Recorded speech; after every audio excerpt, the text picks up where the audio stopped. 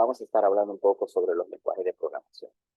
Lenguajes de programación hay muchos, así como hay tantos idiomas que las personas utilizan para comunicar, al igual existen muchos lenguajes de programación que nos permiten a nosotros dar las instrucciones a las computadoras.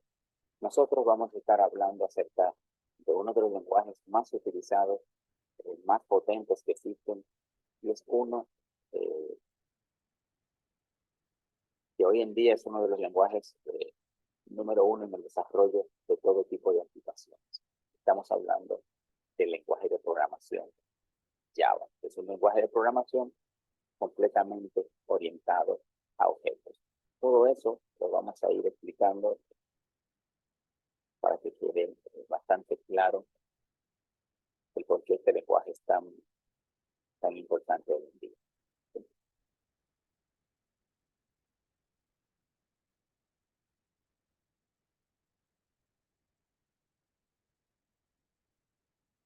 Entonces, Java nació en el año 1991.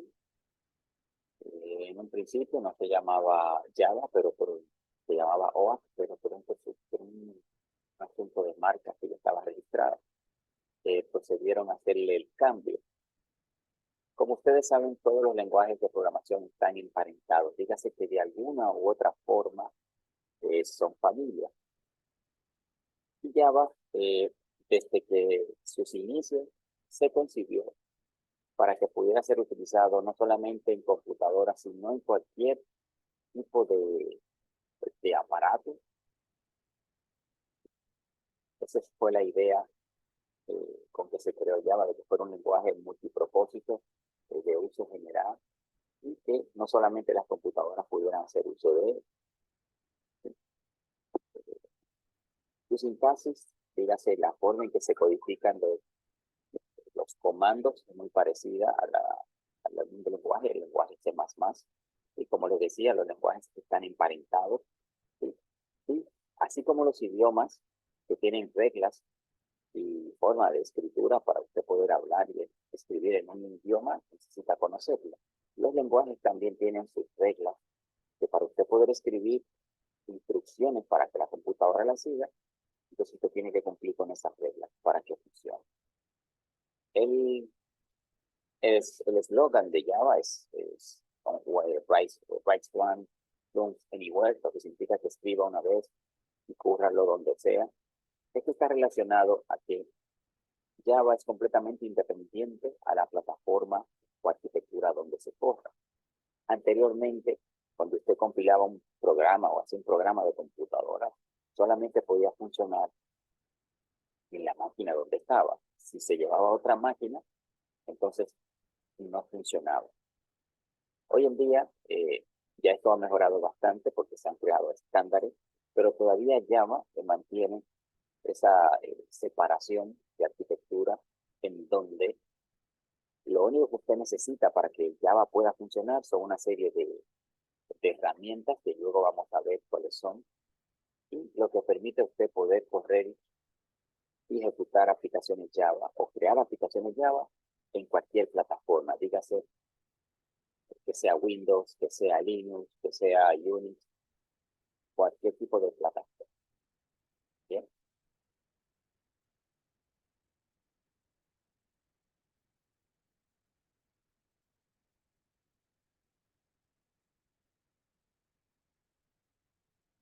Entonces, como todos los demás componentes de un lenguaje de programación, usted necesita lo que son los identificadores, que son los nombres que se le dan a las variables.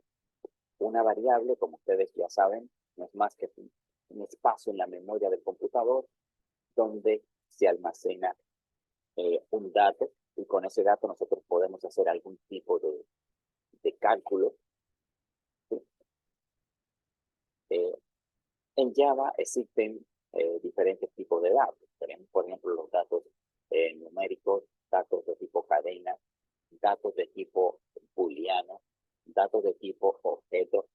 ¿Sí? Entonces, con todos esos tipos de datos, nosotros podemos hacer combinaciones y crear toda clase de artilugios de programación. También dentro del lenguaje de programación Java existen lo que son las palabras reservadas. ¿Qué son las palabras reservadas? Las palabras reservadas, como su nombre lo indica, son palabras que ya tienen un significado específico dentro del lenguaje de programación. Esto lo que quiere decir es que usted no puede utilizar una palabra que sea reservada en Java para usarla en algo, porque ya esa palabra ya tiene un significado especial. Es como que usted le dice, mira, no puedes utilizar la palabra, bueno, vamos a un ejemplo poco más concreto. Las malas palabras. Todo el mundo conoce lo que son las malas palabras, ¿sí?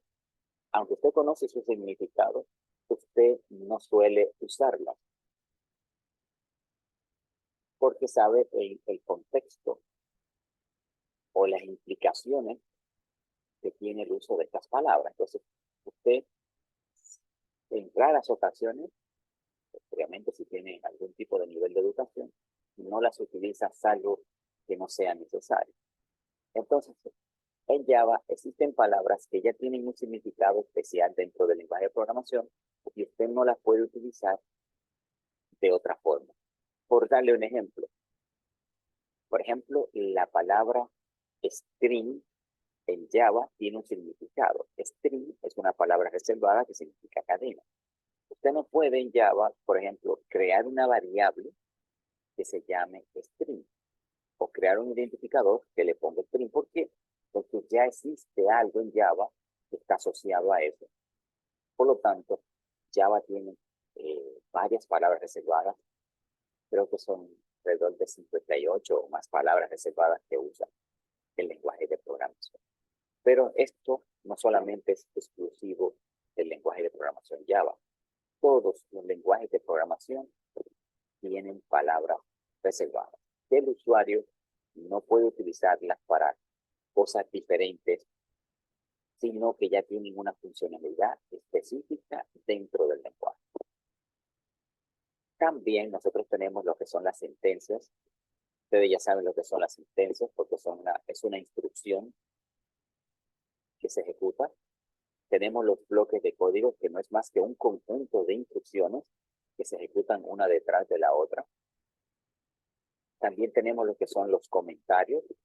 Ya, según por los usos que le hemos dado en PCCen, creo que tienen que entender lo que es un comentario. Un comentario no es más que una nota que se deja dentro del lenguaje de programación, que sirve de guía o de información a los programadores que hacen uso del código fuente.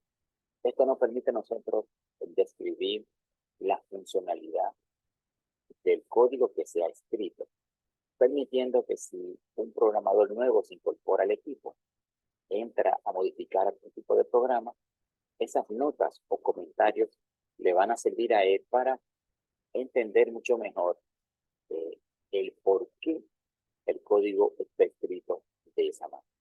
Para eso se utilizan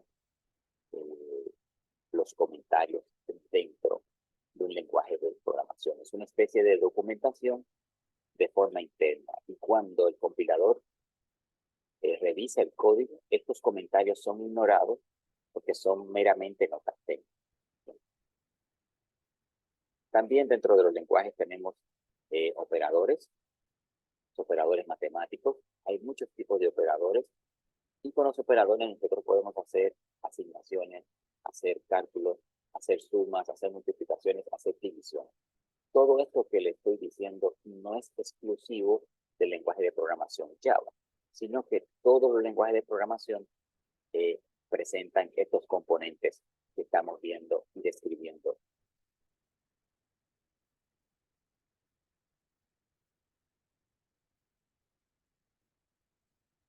Vamos a ver un poco cuáles son las características del lenguaje de programación Java.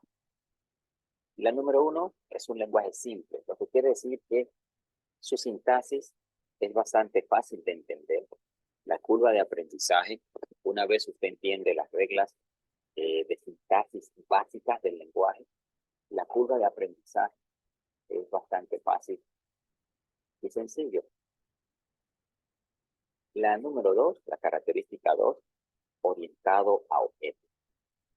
Hoy en día es el paradigma de programación más utilizado a nivel mundial, que es la programación orientada a objetos. Ahora bien, ¿pero qué es un objeto? Esto viene dado porque la programación orientada a objetos se basa en clases. Una clase no es más que un mapa que describe los atributos y funcionalidades de una entidad. Y a través de este paradigma, nosotros podemos representar cualquier cosa que nos rodea, cualquier cosa. Digamos que necesitamos representar a un estudiante, ¿sí? Entonces, lo primero que tenemos que hacer es determinar cuáles son los atributos que va a presentar ese estudiante. Digamos, un número de matrícula, su nombre, un teléfono, correo, todo, o la dirección de su casa, por ejemplo, todo lo que nos permite a nosotros poder describir eh, a esa entidad. En este caso estamos hablando del estudiante, ¿sí? Además, la clase, ya les di el primer componente de una clase, que son los atributos, los cuales permiten describir eh, a la entidad, a los datos de la entidad, y lo otro son las funcionalidades que esa entidad va a tener, o las funcionalidades que va a tener la clase. Dígase, ¿qué cosa hace un estudiante? Un estudiante puede estudiar, inscribir asignaturas, retirar asignaturas, hacer pagos a la universidad, solicitar récords académicos, todo lo que el accionar de un estudiante dentro de la universidad o dentro de la escuela, ¿sí? Entonces piense cómo la clase tiene dos grandes componentes. Uno de ellos son los atributos que permiten describir las cualidades, y la otra es las funcionalidades. En el mundo de la programación orientada a objetos, a esto se le conoce como atributos y a sus funcionalidades se le conoce como método.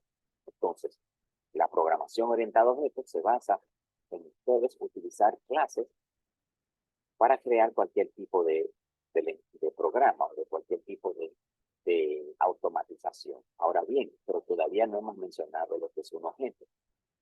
En la programación orientada a objetos, nosotros construimos clases, ¿sí? Regularmente, para nosotros trabajar con esas clases, dígase, utilizar el programa, no utilizamos directamente la clase para trabajar, sino lo que hacemos es crear una instancia de esa clase, y con esa instancia nosotros creamos o asignamos atributos o ejecutamos funcionalidades. Entonces, un objeto no es más que una instancia de una clase. Y lo voy a explicar con un ejemplo. Tenemos la clase estudiante. Digamos que vamos a crear una instancia de esa clase. Yo voy a crear un objeto de este tipo estudiante. A ese estudiante yo le voy a poner el nombre estudiante 1. Al estudiante 1 va a tener, digamos, el atributo nombre, le ponemos un nombre, digamos, Pedro. El estudiante Pedro tiene una matrícula, digamos la matrícula 5. ¿Sí? Le asignamos el correo al atributo correo, le asignamos el dato, digamos, la dirección donde vive Pedro. Fíjense que le estoy ya dando los datos que requiere esa clase, los atributos que hemos definido, ¿sí? Ahora bien, podemos decir entonces que el estudiante 1 inscribe asignatura o inscribirá asignatura. Invocamos esa funcionalidad para que el estudiante inscriba una asignatura. O invocamos, por ejemplo, la funcionalidad que me permite a mí solicitar un récord académico. Digamos que necesitamos crear otro estudiante, entonces nosotros creamos una instancia, otro objeto de la clase estudiante. A esta clase le vamos a llamar, a este objeto le vamos a llamar estudiante número 2. Por ejemplo. Ahora, este será el estudiante Antonia, ¿sí? Le ponemos todos los atributos que corresponden a Antonia, y ella invocará las funcionalidades que ella quiera. Fíjense cómo vamos creando objetos. Y cada objeto Cada objeto es completamente independiente al otro, aunque tanto el estudiante 1 como el estudiante 2, los dos proceden de la clase estudiante. ¿Sí? ¿Sí? A eso hace referencia lo que es la programación orientada a objetos. Obviamente hay muchísimos otros componentes más, pero no voy a profundizar tanto porque existe toda una asignatura que se llama Programación 1, donde se le enseña todo esto del lenguaje. ¿Sí? Otra de las características de Java, del lenguaje de programación Java, es que es distribuido. ¿A qué se refiere con distribuido? Esto quiere decir que, por ejemplo, yo puedo ejecutar un programa en Java que esté colocado dentro de una red. Y ese programa se va a ejecutar como si fuera, si yo lo tuviera local en mi computadora. En otras palabras, yo puedo tener los componentes que componen la aplicación hecha en Java, yo la puedo tener distribuida en diferentes servidores, ¿sí? Pero cuando yo ejecuto mi programa desde mi computadora, esta ejecución se va a realizar como si estuviera todo dentro de mi computadora, a pesar de que los componentes que hacen funcionar el sistema están distribuidos en diferentes servidores. Un ejemplo de esto son, por ejemplo, las aplicaciones web. Podemos crear aplicaciones web utilizando el lenguaje de programación Java. Obviamente, Java lo utilizaríamos en la parte que se conoce como el backend, porque en el frontend se utiliza código HTML, JavaScript, CSS y otras herramientas tecnológicas que me permiten a mí maquetar o diseñar la forma en que se visualiza en el navegador. Ya la forma en que se hacen los cálculos y los procesos ocurren en el servidor. Y en el servidor ahí es que Java corre perfectamente. Entonces, por eso se le suele decir que Java, una de las características de Java es que es distribuido, porque yo puedo tener una aplicación que sus componentes estén esparcidos en diferentes servidores, pero cuando yo ejecuto mi aplicación desde mi máquina, todo funciona o corre como si yo lo estuviera corriendo local. La otra característica de Java, que es robusto, es un lenguaje que es compilado, ¿sí? Es un lenguaje que antes de ejecutarse, él revisa todo el código, lo compila. Yo a Java siempre lo he visto como un lenguaje de programación híbrido, porque para yo crear mi código yo tengo que compilarlo. Cuando eso se compila, él revisa todo el código a ver si hay errores. Si hay errores, te indica dónde está el error en la línea y te tienes que modificar el código fuente y volver a compilar. ¿Por qué? Es mi opinión personal, digo que es un híbrido, porque el código que se compila en Java no se puede correr directamente.